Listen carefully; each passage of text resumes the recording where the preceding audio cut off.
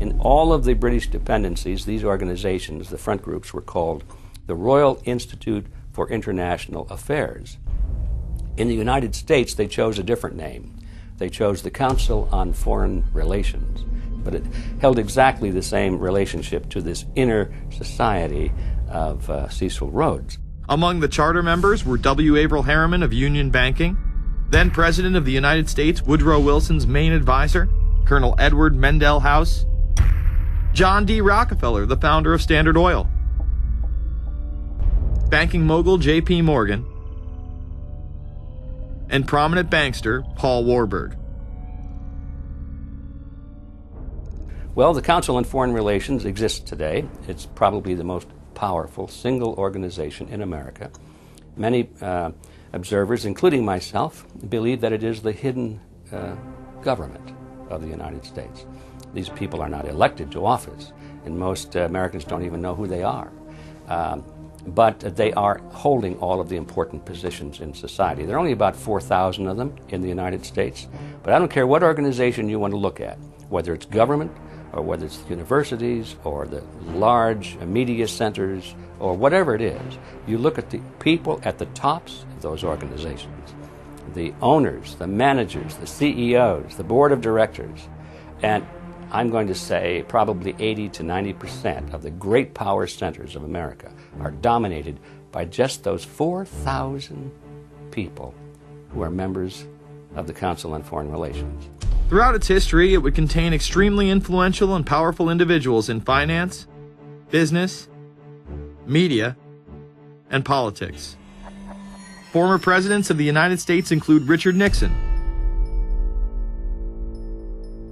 Gerald Ford, Jimmy Carter, and William Jefferson Clinton. Currently, Barack Obama claims not to be a member, but has spoken in front of the Council and has had his writings published in the Council's magazine, Foreign Affairs.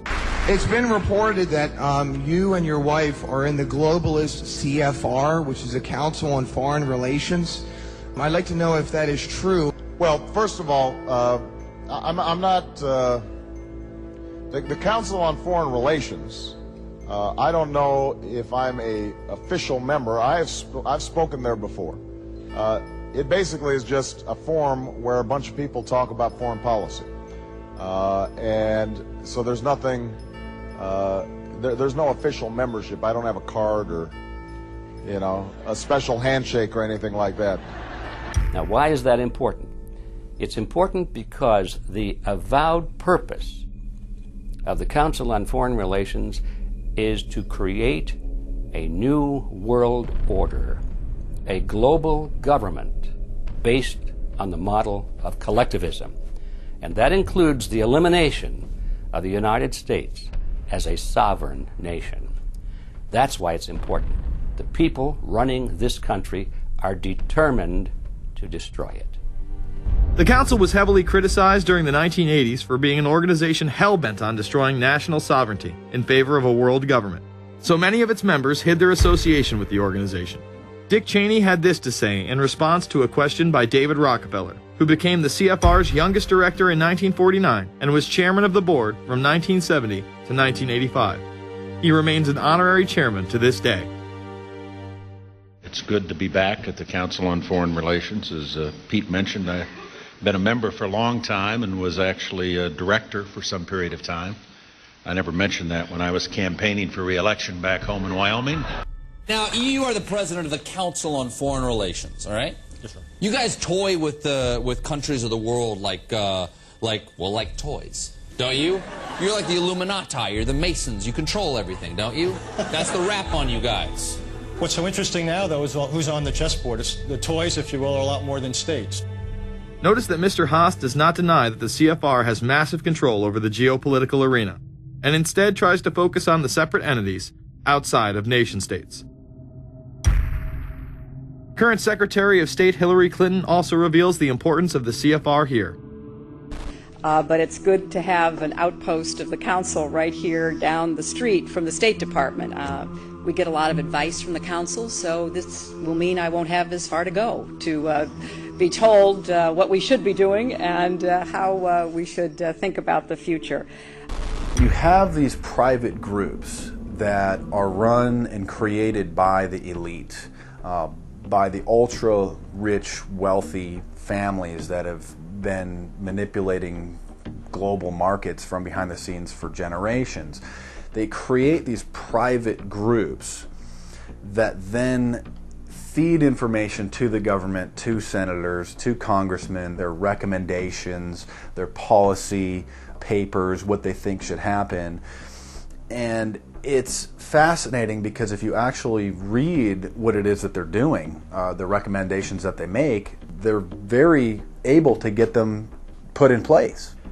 Discussions that are going on in these private groups are really talks that should be going on in Senate committees and in the halls of Congress, but they're happening with these ultra-elite groups that are then pushing their propaganda into the political mainstream, and then it's becoming enacted, it's becoming put into law. Still not convinced the CFR is promoting a new world order? Listen to what Leslie Gelb had to say upon leaving the New York Times to chair the organization as its president in 1993.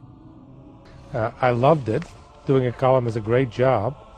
I'm going to an equally great but different job, and in a way a job that caps everything I've been doing in my life, in government, in academia, and in journalism. I think that's what the Council on Foreign Relations will allow me to do. Well, you know, for example, you had me and 3 or 4 other folks on this show a few months ago to talk about the New World Order, right? Exactly. Right? Bob I talk Bermas about and it, exactly. Right. I talk about it all the time. New World Order wants a global system where one small central authority of individuals can then dictate a policy that's going to be distributed down to the rest of the world, everywhere, in the smallest little town in the middle of nowhere in some remote country. I now think it's safe to say that the Council is extremely influential on the world stage and openly promote global governance. The Council and the globalists were able to take this agenda to the next level following World War II. The United Nations was born out of the ashes of this conflict. Unlike the League of Nations, the United States not only joined this organization, they championed it. First book I wrote was The Fearful Master, a second look at the United Nations. It was written at a time when it was not popular to be critical of the UN. I mean, the United Nations was viewed by almost everybody as our last best hope for peace. It was a means, we were told, to bring humanity together and put an end to war and live in peace and harmony and promote trade and all of these good things. I wish it were any of those things, but it's not. The original charter for the United Nations was drafted in San Francisco in 1945, and the United States became a permanent member of the Security Council, along with France, the United Kingdom, the Soviet Union, and the Republic of China. The process by which other nations' belief systems could be used to erode and eviscerate our Constitution and Bill of Rights had taken a giant leap forward. The United Nations is one of the most well-known sort of globalization attempts. Its primary goal is to streamline all the governments of the world, to create a global council and to unify all the rules and all the regulations for the world. So it's essentially the precursor and an engine of this new world order. The United Nations is made up of all of the countries of the world, most of which are dictatorships of one kind or another. And you don't take a bunch of dictatorships and put them into a bag and shake it up and come out with a freedom-loving governmental unit. You come out with a global dictatorship. This was the public face of global governance. However, many other organizations have been birthed since. Even more suspect is a private group called the Trilateral Commission. David Rockefeller and Henry Kissinger are among its some 300 influential members. The Trilateral Commission, rich and powerful business and political leaders from Japan, Europe, and North America. The New York-based policy group was formed in 1973 by Chase Manhattan Bank Chairman David Rockefeller. In addition to Rockefeller, there are many other noted American members. Among them, economist Alan Greenspan, former Defense Secretary Harold Brown. George Bush was once a member but resigned last year before his unsuccessful presidential campaign. Back then, it wasn't politically wise to be aligned with what his party's right wing considered a shadow world government. The United Nations would take over America. The Trilateral Commission would control the world. Just look at its membership, they say. Current and former members include Presidents Clinton, Bush, and Carter. Names like Brzezinski, Christopher, Kissinger, and Schultz, and top executives of ITT, Xerox, Exxon, and Nations Bank. Although this group with only 300 members seems to be at the apex of the power structure, there is yet another group formed in 1954 that is even smaller in number and has a greater influence on world events.